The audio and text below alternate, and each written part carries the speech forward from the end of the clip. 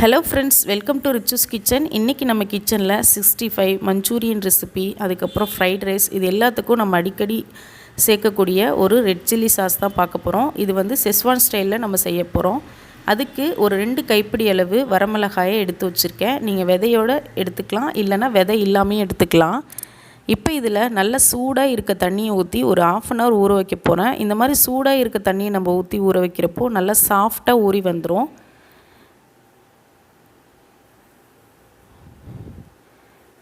இப்போ 1/2 hourக்கு அப்புறம் பார்த்திங்க அப்படின்னா நல்லா இது வந்து சாஃப்டாக இருக்கும். முன்னே இருந்ததை விட நல்லா ஊறி இருக்கும்.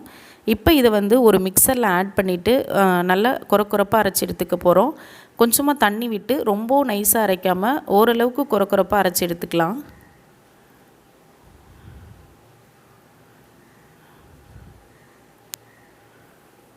இப்போ இதை அரைச்சி எடுத்தாச்சு. இதில் கொஞ்சமாக தண்ணி விட்டு நல்லா நைஸாக அரைச்சி எடுத்துக்கிறேன். ரொம்ப நைஸாக அரைக்கக்கூடாது.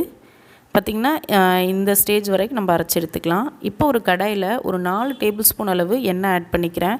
எண்ணெய் வந்து கொஞ்சம் அதிகமாக ஆட் பண்ணணும். எண்ணெய் நல்லா காஞ்சதுக்கப்புறமா ஒரு 1.5 டேபிள் ஸ்பூன் அளவு பூண்டு வந்து நல்லா பொடியாக கட் பண்ணி வச்சுருக்கேன், அதை ஆட் பண்ணிக்கிறேன். இது கூடவே ஒரு 3/4 டேபிள் ஸ்பூன் அளவு இஞ்சி வந்து நல்லா பொடியாக கட் பண்ணி வச்சுருக்கேன், அதையும் ஆட் பண்ணிக்கிறேன். இந்த சாஸ்க்கு வந்து நம்ம பூண்டு அதிகமாக சேர்த்துக்கணும், இஞ்சி வந்து கொஞ்சமாக சேர்த்தா போதும். நம்ம நார்மலாக வெறும் சில்லி சாஸ் பண்ணுறத விட இந்த மாதிரி நம்ம பூண்டு இஞ்சி சேர்த்து பண்ணுறப்போ கொஞ்சம் ஃப்ளேவர் வந்து நல்லாயிருக்கும். இப்போ இது நல்லா பொரியட்டும்.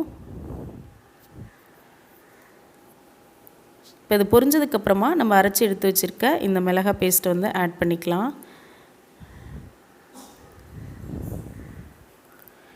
இது கூடவே இந்த ஜாரை வந்து நல்லா கழுவிட்டு எடுத்து வச்சுருக்கேன், அந்த தண்ணியை ஆட் பண்ணிவிட்டு இதை நல்லா வந்து மிக்ஸ் பண்ணிக்கலாம்.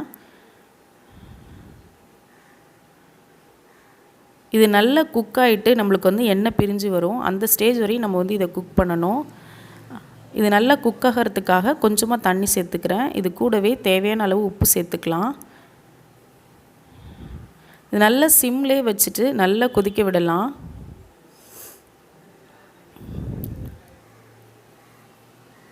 பார்த்திங்கன்னா நல்லா திக்காகி எண்ணெய்லாம் பிரிஞ்சு வர ஆரம்பிச்சிருச்சு. இந்த ஸ்டேஜில் நம்ம கொஞ்சமாக ஒரு 1/2 டீஸ்பூன் அளவு சுகர் சேர்த்துக்கலாம்.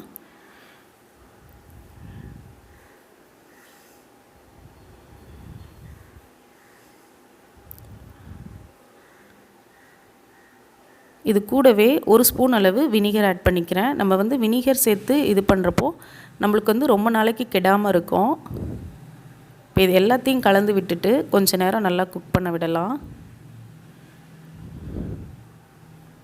அவ்வளோதான், நம்மளோட schezwan style chilli sauce ready ஆகிடுச்சு. நீங்களும் இந்த மெத்தடில் செஞ்சு பாருங்கள். செஞ்சு பார்த்துட்டு உங்களோட கமெண்ட்ஸ் அண்ட் ஃபீட்பேக்ஸை சொல்லுங்கள். சேனலை மறக்காமல் சப்ஸ்கிரைப் பண்ணுங்கள், லைக் பண்ணி ஷேர் பண்ணுங்கள். தேங்க்யூ.